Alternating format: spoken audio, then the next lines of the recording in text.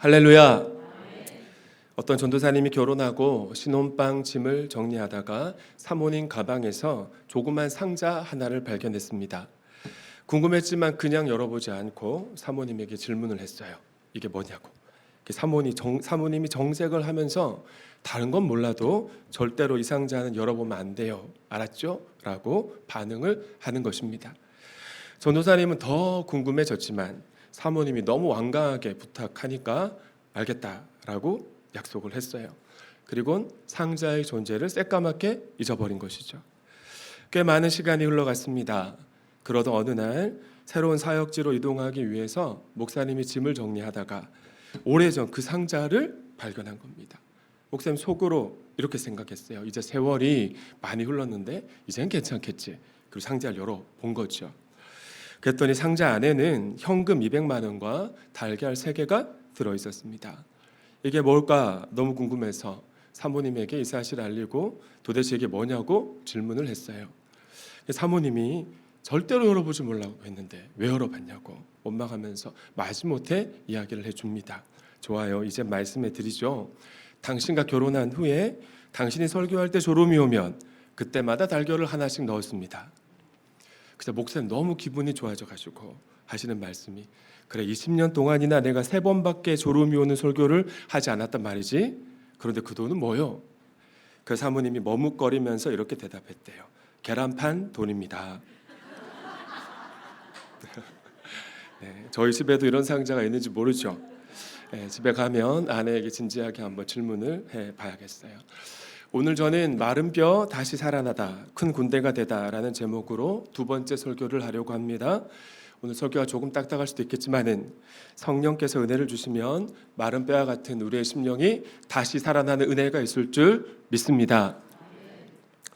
에스겔서에 기록된 예언의 대부분은 제2차 바벨론 유배가 있었던 기원전 597년부터 남유다 왕국이 완전히 멸망했던 580년의 다음 해인 기원전 587년까지 선포된 말씀들입니다. 제2차 바벨론 유배 때 남유다 왕국의 제19대 왕인 여호야긴과 귀족들이 바벨론 포로로 끌려갔어요. 근데 이때 에스겔도 함께 끌려갑니다. 당시 그의 나이가 지난 주일 예배 시간에 몇 살이라고 말씀을 드렸습니까? 25살이었습니다.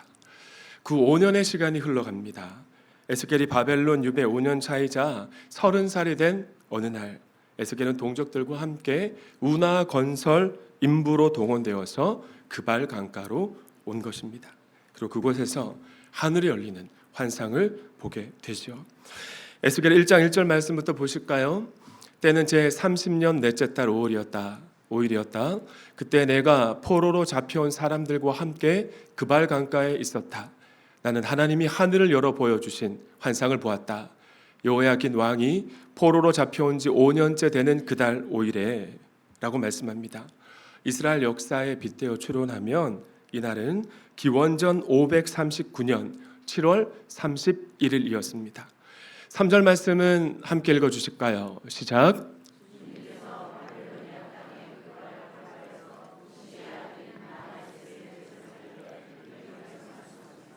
사랑하는 도함가족 여러분, 하나님은 바벨론 유배를 당했지만 우울하고 답답한 포로 생활 속에서도 제사장이라는 신분을 붙잡고 살아가는 에스겔을 주목하여 보셨습니다. 그리고 그가 30살 되던 해에 찾아오셨던 거죠. 우리가 성경을 읽을 때 그냥 막 읽기만 하는 것보다는 와의 질문, 왜 질문을 하는 것이 좋은데요. 왜 그렇게 해야 되냐면 첫 번째는 하나님의 뜻, 의도를 알기 위해서고요. 두 번째는 하나님과 대화하기 위해서입니다. 우리가 질문하면 성령님께서 알려주시는 겁니다. 자, 그럼 왜 하나님은 에스겔을 25살의 나이에 바벨론 포로로 끌려가게 하셨을까? 그리고 왜 에스겔이 30살 되는 해에 찾아오셔서 불전차 보좌 위에 앉아 계신 하나님의 환상을 보여주셨을까요? 먼저 에스겔이 25살에 바벨론 포로로 끌려가게 하신 이유는 민수기 8장 24절 말씀 때문입니다. 23절 말씀부터 보시면 주님께서 모세에게 말씀하셨다. 24절은 여러분의 목소리를 읽습니다. 시작.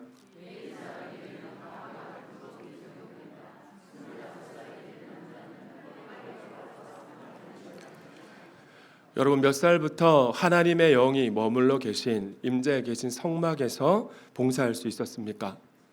그렇죠. 25살부터 겸습생으로, 인턴으로 섬길 수 있었던 것입니다. 에스겔 10장과 11장 말씀을 보시면 하나님께서 에스겔을 25살의 나이에 바벨론 포로로 끌려가게 하셔서 유배 생활을 하게 하신 배경이 담겨 있는데요. 먼저 에스겔 10장에는 하나님의 영이 가증스러운 우상의 집으로 변질해 버린 예루살렘 성전을 떠나시는 장면이 기록되어 있습니다. 여러분, 예루살렘 성전에서 하나님의 영이 떠나셨답니다. 얼마나 충격적인 사건입니까? 그리고 11장에는 예루살렘 성전을 떠나신 하나님의 영이 바벨론 유배지로 옮겨가시는 환상이 기록되어 있는데요. 정말 너무 놀라운 일인 것 같아요. 여러분, 에스겔서 읽어보시면서 한번 깊이 한번 질문하시고 한번 자문자답해 보실 수 있었으면 좋겠습니다. 스스로 질문하고 답을. 그럼 왜 하나님이 바벨론 땅으로 옮겨가셨을까? 왜 그랬을까요? 그곳에 하나님의 성전을 그리워하는 참된 예배자들이 있었기 때문입니다. 저는 오늘 설교를 준비하는데 주를 위한 이곳에라는 찬양의 가사가 클로즈업 되었습니다. 주를 위한 이곳에 예배하는 자들 중에 주가 참는 이 없어 주님께서 슬퍼하시네. 주님이 찾으시는 그 한 사람 그의 배자, 내가 그 사람 되길 간절히 주께 예배하네. 이런 찬양의 가사예요. 특별히 에스겔 8장을 보시면 예루살렘 성전에서 예배가 드려지고는 있습니다. 그러나 이스라엘 백성들이 하나님만 예배하지 않는 것이죠. 바벨론 사람들이 섬기는 담무스라는 풍요의 신도 함께 섬기고 태양신도 함께 섬기고 있었던 환상을 하나님께서 에스겔에게 보여주셨습니다. 그러나 하나님은 이렇게 선언하셨죠. 나는 여호와니 이는 내 이름이라. 나는 내 영광을 다른 자에게, 내 찬송을 우상에게 주지 아니하리라. 할렐루야. 출애굽기 20장 5절과 6절 말씀에선 이렇게 하나님이 선언하십니다. 그것들에게 절하지 말며 그것들을 섬기지 말라. 나 내 하나님 여호와는 질투하는 하나님인즉 나를 미워하는 자의 죄를 갚되 아버지로부터 아들에게로까지 3, 4대까지 이르게 하거니와. 6절 말씀 읽습니다. 시작.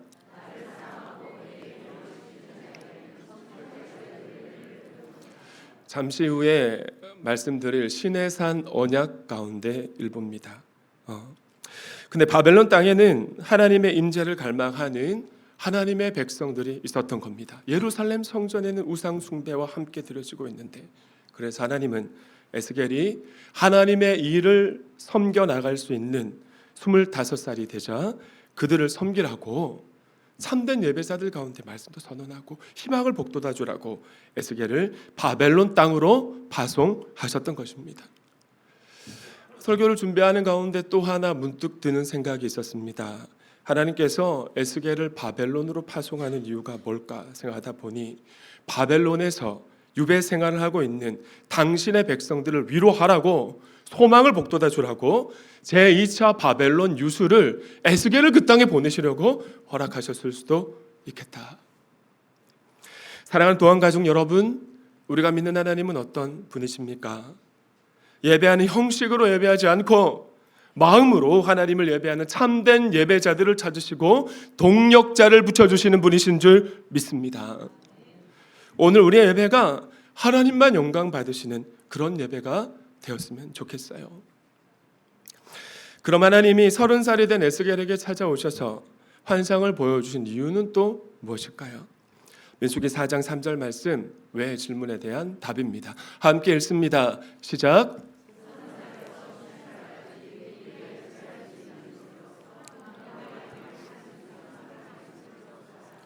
여기서 회막 1이란 제사장 직무입니다. 회막 1이란 뭐라고요? 제사장 직무입니다. 근데 몇 살부터 제사장 직무를 감당할 수 있다고 하나님이 말씀하셨습니까? 30살부터. 30살부터 50살까지 정년이 50살이죠. 그래서 예수님께서 30살부터 공적 사역을 시작하신 겁니다. 만약 에스겔이 바벨론으로 끌려오지 않고 예루살렘에 그대로 남아 있었다면 이때부터 제사장 직무를 본격적으로 감당하셨을 것입니다. 저는 에스겔이 제사장 직무를 감당할 수 있는 30살에 하나님께서 에스겔에게 찾아오셨다는 사실을 깊이 묵상하는 가운데 소름이 돋는 것 같았습니다. 너무 단순한 말씀이지만 사랑하는 도안가족 여러분, 우리가 믿는 하나님은 어떤 분이십니까? 성경에 기록된 말씀대로 약속하신 말씀대로 일하시는 신실하신 분이신 줄 믿습니다. 말씀에 약속하신 그대로 일하시는 분이세요. 그래서 우리에게 적용하면 우리는 리딩 지저스를 통해 각자 여러 가지 방법으로 성경을 읽어야 합니다. 1년에 적어도 한 과목 이상 삶 공부를 신청해야 하셔서 성경에 담긴 하나님의 뜻과 계획을 알아가야 하는 이유가 바로 여기에 있는 것이에요. 우리가 성경을 읽기만 해서는 그 성경에 담긴 뜻들을 온전히 이해할 수 없으니까요. 그러나 바벨론으로 끌려온 이스라엘 백성들은요, 하나님의 임재를 갈망했습니다마는 여전히 현실을 부정하면서 조국으로의 신속한 귀환을 소망하고 있었습니다. 왜냐하면 비록 지금 그들의 조국이 바벨론으로부터 유린당하고는 있지만 아직은 그래도 버티고 있으니까. 근데 가장 큰 이유는 당시 남유다 왕국에 득세하고 있었던 하냐냐와 같은 거짓 선지자들에게 의해서 그들이 선포하는 메시지 때문에 마음이 빼앗겼기 때문입니다. 하냐냐가 이렇게 예언을 했어요. 예레미야 28장 2절부터 보시겠습니다. 나 만군의 주 이스라엘의 하나님이 말한다. 자기 생각 말하면서 그렇게 고백을 하고 시작합니다. 내가 바벨론 왕의 멍에 권세를 꺾어버렸다. 바벨론 왕 느부갓네살이 이곳에서 탈취하여 바벨론으로 가져간 주의 성전의 모든 기구를 내가 친히 몇 년 안에? 2년 안에 이곳으로 다시 가져오겠다. 4절 함께 읽습니다. 시작.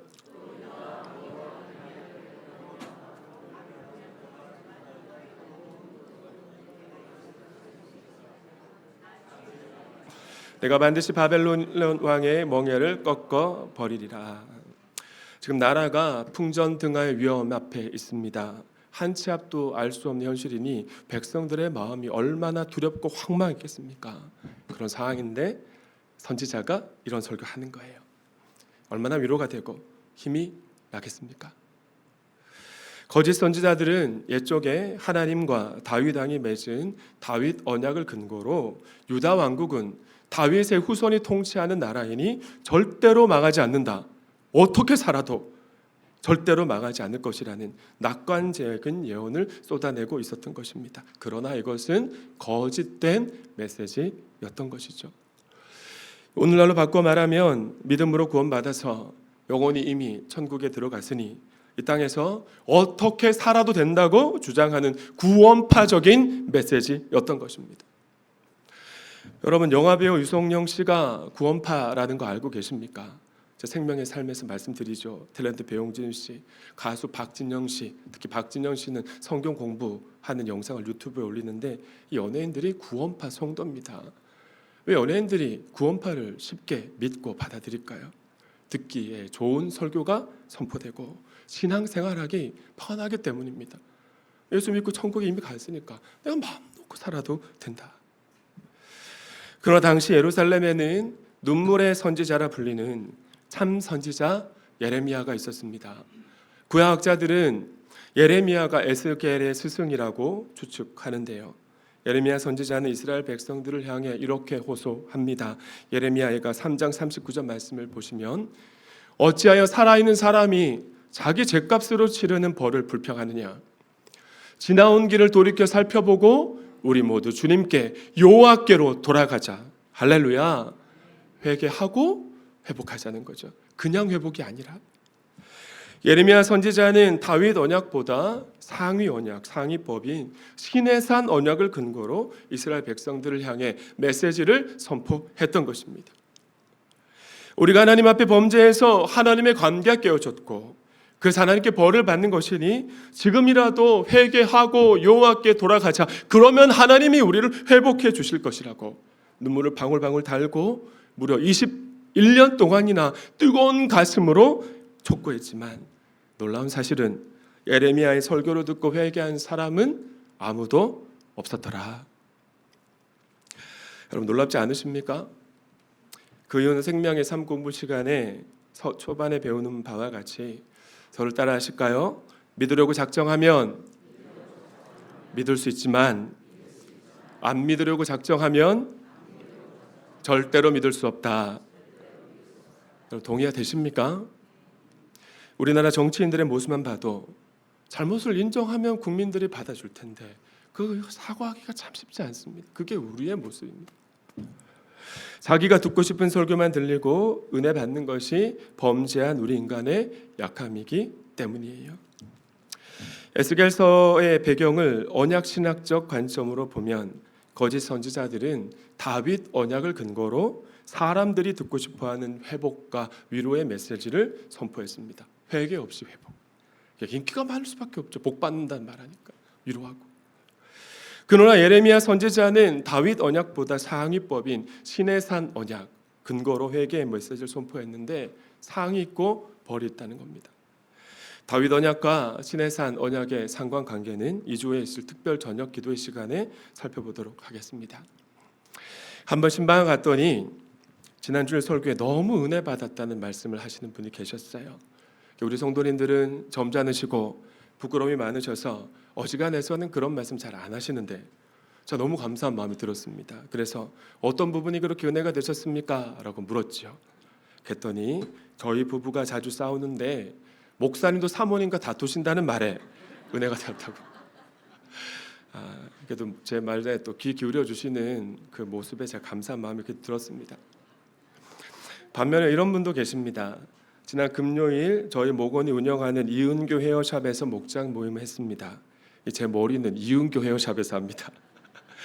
교우가 운영하는 사업장을 이용하시면서 교제하시면 우리 주님이 참 기뻐하시겠다라는 생각이 듭니다. 비록 미용실에서 모였지만 다 함께 애찬을 했고요. 찬양을 부르고 김점수 권사님이 대표 기도를 하셨습니다. 그리고 한 주간에 있었던 일 중에 감사한 일, 기쁜 일을 먼저 나누는데 한 목원이 손을 들고 제가 먼저 나누겠습니다. 하시는 말씀이 지난주 목사님 말씀이 하나하나가 나에게 주시는 말씀인 같아서 너무 회개가 되었습니다. 그래서 회개를 진탕하고 나니 수요 성령 집회까지 나와야겠다는 마음이 들었고 그러고 나니 한 주간의 삶이 지치지 않고 은혜 충만합니다. 이렇게 고백을 하시더라고요. 또 하시는 말씀이 목녀가 주일날 찬양팀이 부를 찬양 유튜브 영상을 목장 단톡방에 올려줍니다. 그런데 보니까 잘 모르는 찬양이어서 그 찬양 영상을 한 주간 내내 틀어놓고 배웠대요. 그리고 불렀답니다. 그러니까 주일날 예배당에 왔는데 주일날 찬양팀이 부르는 찬양의 가사가 이렇게 쏙쏙 들어오고 그래서 다른 분은 화면 쳐다보고만 있는데 전 너무가 은혜되어서 손 들고 찬양했다는 나눔도 함께 해주셨어요. 은혜 받으려고 작정하면요 누가 설교해도 은혜가 바꿔요. 은혜 받으려고 작정하면 누가 찬양 인도해도 은혜를 받습니다. 그런데 은혜 받지 않으려고 작정하면 웬만해서는 은혜 받을 수 없다는 사실을 목장 모임하는 가운데 주님께서 다시 한번 확인하게 하셨던 시간이었습니다. 이름을 언급해서 죄송합니다만 또 한 분 또 이런 분이 계세요. 방송실 라고야 목장의 김문정 집사님도 이런 분이십니다. 집사님이 지금 방송실 섬기시기 전에 의자에 앉아서 예배 드릴 때도 정말 예배를 진심을 다해 드리셨는데 방송실에서 어떤가 궁금해서 제가 제 딸에게 물었습니다. 우리 집사님 어떠시냐고. 그랬더니 제 딸이 하는 말이 아빠 김문정 집사님은 어떤 상황에도 어떤 말씀에도 은혜 받으시는 분이에요. 이 얘기를 하시더라고요. 은혜 받으려고 작정하니까 은혜 받으시는 겁니다. 사랑하는 여러분, 천국은 침노하는 자의 것이라고 우리 예수님께서 말씀하셨지 않습니까? 저는 오늘 2부 연합예배에 참석한 모든 분들이 어린아이와 같은 겸손한 마음으로 은혜 받기를 작정하고 너 설교 어떻게 하는가 보자 이러고 계신 은혜가 되지 않습니다. 거침없이 하나님의 은혜를 침노하는 참된 예배자가 될 수 있기를 축원합니다. 그래서 그렇게 그리스도 예수 안에 머무는 삶으로 하나님 영이 함께 하시는 형통의 사람이 될 수 있었으면 좋겠습니다. 잠시면 조국으로 돌아갈 줄 알았습니다. 바벨론 포로들은. 그런데 포로 기간이 자꾸만 길어지는 겁니다. 그러자 바벨론 유배 중인 이스라엘 백성들에게 두려움이 엄습해 왔을 것 같아요. 어쩌면 우리가 다시는 조국으로 돌아가지 못할 수도 있겠다. 근데 어느 날 참담한 소식이 들려왔으니 여러분 이게 웬일입니까? 마침내 바벨론 군대에 의해 예루살렘 성이 함락되었답니다. 그토록 그리워하던 예루살렘 성전이 불탔다는 소식이었던 것이죠. 왜 외국에 나가보면 애국자가 아닌 사람이 없다고들 하지 않습니까? 아마 깊이 생각해 보시죠. 만약 여러분이 적국에 포로로 끌려가 있는데 우리 저국 대한민국이 망했다는 뉴스가 나오고 그런 소식이 들려오면 여러분은 어떤 마음이 드시겠어요? 이때가 에스겔이 포로로 끌려온 지 12년째가 되는 해였는데 예루살렘 함락 소식을 가지고 바벨론 유배지로 도망온 사람이 그발 강가 공동체에 도착한 날 전날 저녁에 하나님의 강력한 손이 에스겔을 사로잡았습니다. 에스겔 33장 2절 말씀을 함께 읽습니다. 시작.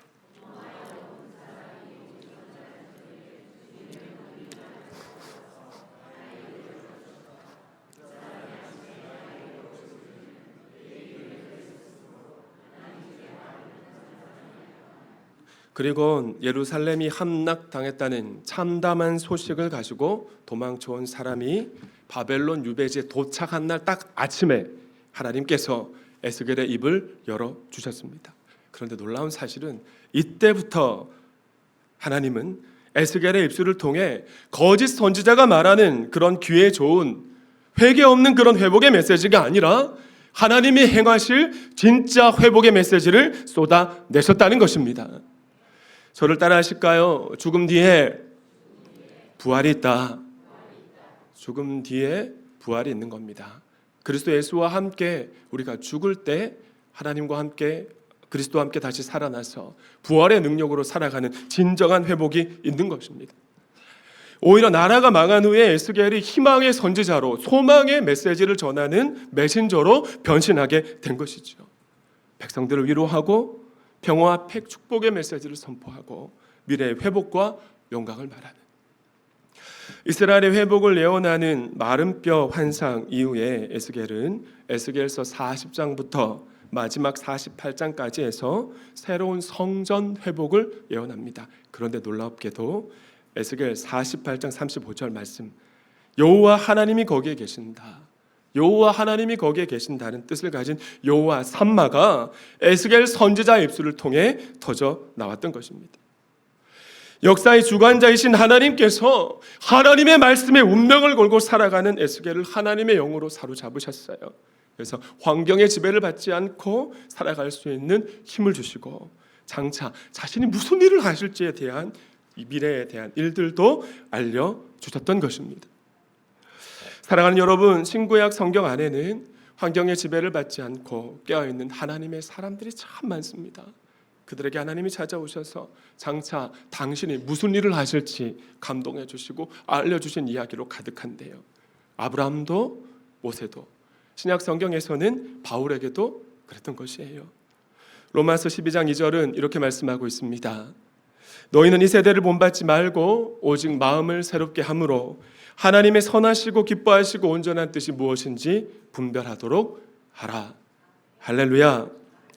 저에겐 소원이 있습니다. 우리 동암교회 성도님들 모두가 악하고 음란하고 배역한 이 마지막 시대에 문화에 물들지 않고 깨어 있어서 하나님께서 하실 일들을 알려주고 그래서 우리 입술을 통해 증거되어지는 모든 일들이 그런 예언의 메시지, 성령의 사람, 소망의 사람이 될 수 있기를 축원합니다.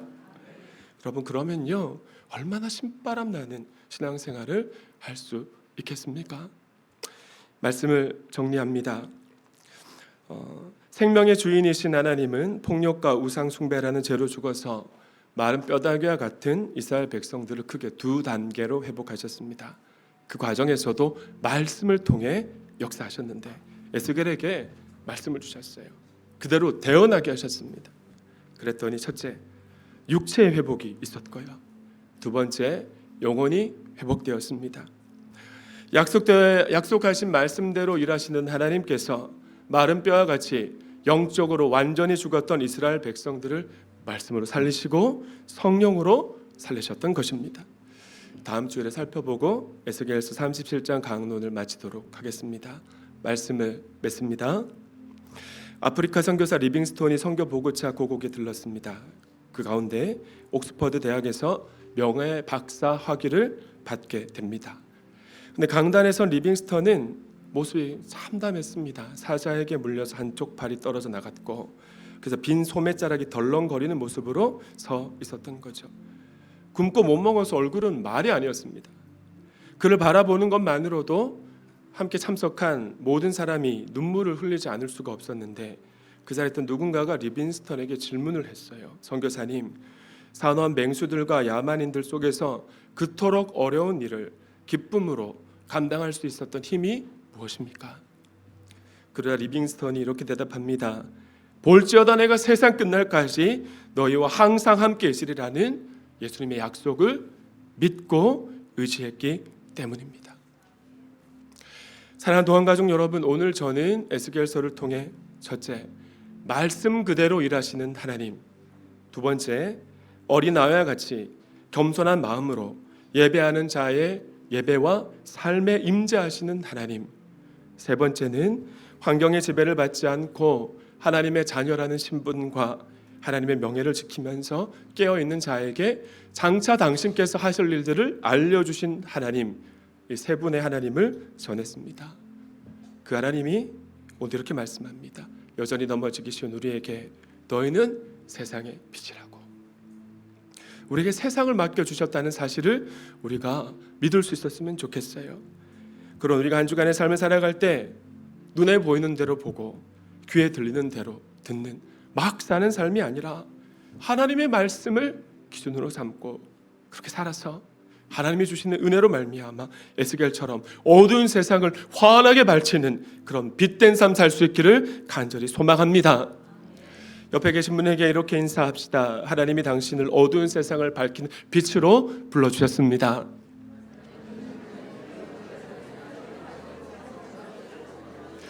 하나님께 영광의 박수 올려드립니다.